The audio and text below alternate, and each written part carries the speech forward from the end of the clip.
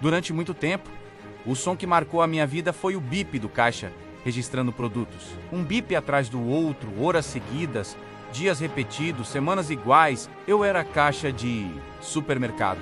E não falo isso com vergonha hoje, mas por muitos anos eu senti, não porque o trabalho fosse desonesto, mas porque eu sentia que minha vida estava presa ali, girando em círculos, sem perspectiva real de mudança. Eu atendia centenas de pessoas por dia, via dinheiro passar pelas minhas mãos o tempo todo, mas o meu nunca sobrava. Eu acordava cedo, pegava transporte lotado, chegava cansado antes mesmo do turno começar. Colocava o uniforme, assumia o caixa e ligava a máquina. A partir dali, o mundo virava uma fila interminável. Pessoas com pressa, gente reclamando de preço, outras descontando frustração em quem estava mais perto. Eu sorria, respondia educadamente e seguia.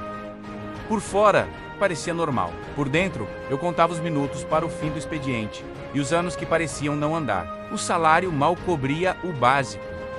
Aluguel, contas, comida, não havia margem para erro. Qualquer imprevisto virava um problema grande. Eu vivia calculando centavos, fazendo escolhas pequenas demais para alguém que sonhava grande demais. Isso cria um conflito interno difícil de explicar. Você sente vontade demais, mas a realidade te puxa para baixo todos os dias. O que mais me incomodava não era o trabalho em si, era a sensação de que aquilo seria definitivo.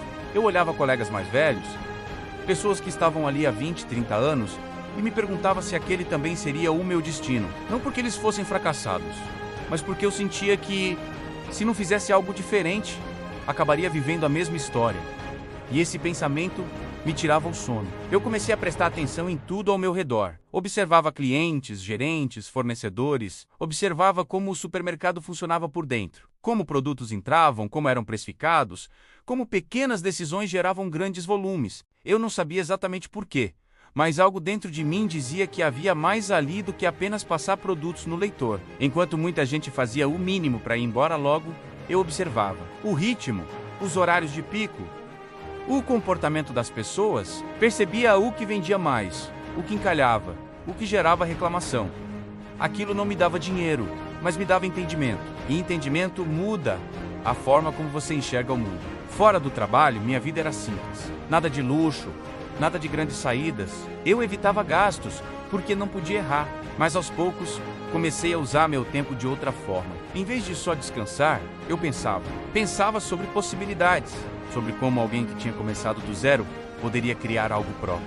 Eu não tinha capital, não tinha contatos, não tinha influência, mas tinha algo que muita gente despreza: visão do chão da operação. Houve um momento específico em que algo mudou. Um cliente reclamou de um produto que sempre faltava. Não era a primeira vez. Eu já tinha ouvido aquela reclamação antes. E naquele dia, em vez de apenas pedir desculpa e chamar o gerente, eu pensei no problema de verdade. Pensei em por que aquilo acontecia, em como afetava as vendas, em como ninguém parecia se importar o suficiente para resolver. E ali eu entendi algo simples e poderoso. Problemas ignorados são oportunidades escondidas. Essa ideia começou a me acompanhar. Eu passei a enxergar problemas como sinais, não como obstáculos. Tudo aquilo que irritava clientes era uma brecha. Tudo o que parecia ineficiente era uma chance de melhorar. Eu ainda era apenas um caixa, mas minha cabeça já não estava mais limitada àquela função. Eu comecei pequeno, muito pequeno, fora do supermercado, com algo simples, ligado ao que eu já conhecia. Não vou romantizar. No início, quase ninguém levou a sério.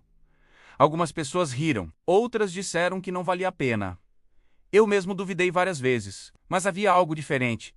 Eu não estava tentando fugir do trabalho. Eu estava tentando construir uma saída. Os primeiros resultados foram modestos. Pequenos ganhos, pequenas confirmações de que eu não estava completamente errado. Cada real que entrava não representava só dinheiro, representava possibilidade.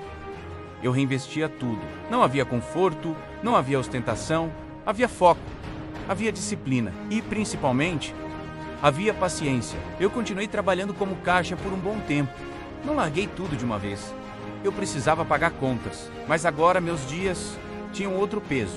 O trabalho deixou de ser apenas um fim e passou a ser um meio. Cada turno era um lembrete do porquê eu estava fazendo aquilo. E, curiosamente, isso tornava tudo mais suportável. Pouca gente sabia o que eu estava tentando construir, e isso foi importante. Não havia pressão, não havia expectativa externa. Eu errava em silêncio. Aprendia rápido e ajustava. Quando algo dava errado, ninguém apontava o dedo. Quando algo dava certo, eu guardava para mim.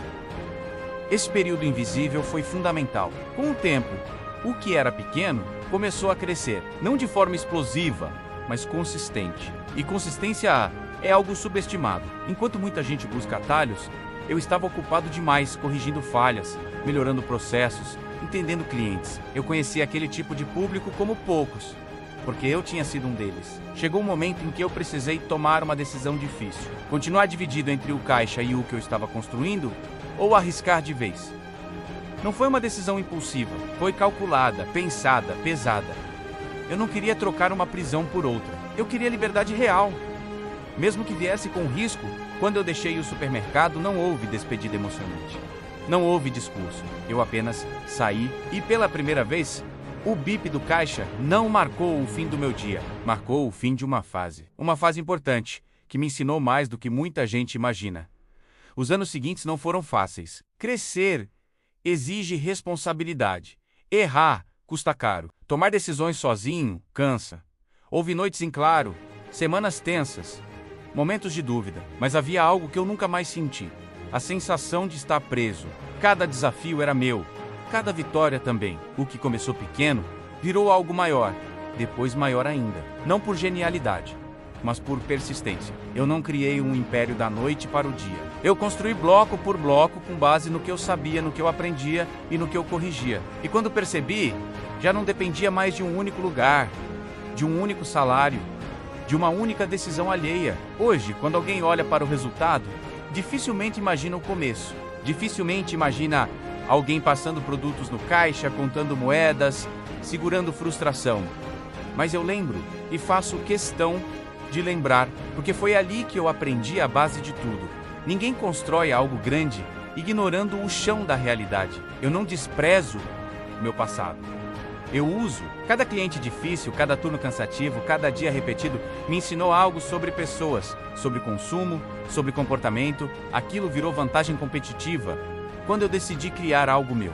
Muita gente espera uma grande ideia, uma oportunidade perfeita, um golpe de sorte. Eu aprendi que o jogo real é outro. É perceber o que está na sua frente, mesmo quando parece pequeno demais. É usar o que você tem, onde você está, do jeito que dá. E fazer isso todos os dias. Se hoje eu sou dono do meu próprio império, não é porque eu sempre acreditei em mim. Houve dias em que eu duvidei muito, mas eu continuei. E isso fez toda a diferença. A virada não aconteceu quando eu saí do supermercado. A virada aconteceu muito antes, quando eu parei de aceitar que aquele seria o meu limite. Eu conto essa história porque sei que muita gente se sente invisível no próprio trabalho. Muita gente sente que está trocando tempo por dinheiro sem construir nada. E ouvir histórias assim foi o que me fez perceber que era possível mudar, mesmo começando de baixo. O caixa de supermercado não foi o fim da minha história. Foi o começo. O começo de alguém que aprendeu, observou, errou e persistiu até construir algo que ninguém poderia tirar com um simples aviso. E se essa história está fazendo sentido para você, talvez seja porque, em algum nível, você também sente que nasceu para mais do que apenas repetir os mesmos dias. A decisão de mudar raramente é anunciada. Ela acontece em silêncio, enquanto o mundo segue sem notar. Foi assim comigo, e é assim com quase todo mundo que constrói algo grande de verdade.